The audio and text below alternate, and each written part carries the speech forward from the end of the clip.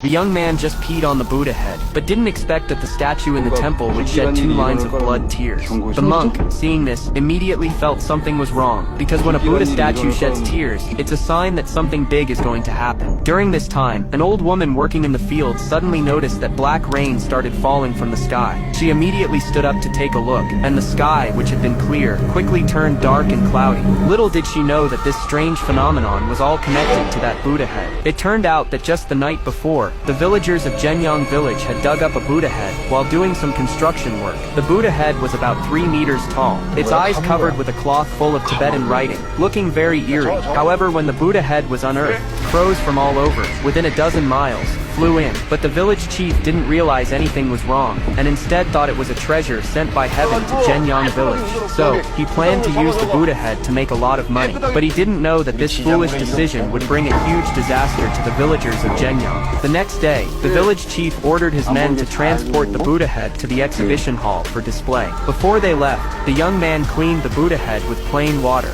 but somehow, the cloth wrapped around the Buddha's eyes suddenly disappeared. However, the young man didn't pay attention to it. After cleaning the Buddha head, he drove to the exhibition hall. After delivering the Buddha head, the young man went to a restaurant. He wanted to drink a little and relax, but suddenly his eyes felt dry and itchy. He thought something had gotten into his eyes, so he immediately went to the bathroom to wash them. But just then, he heard a familiar voice from behind. When he turned around, it was his father, who had been dead for many years.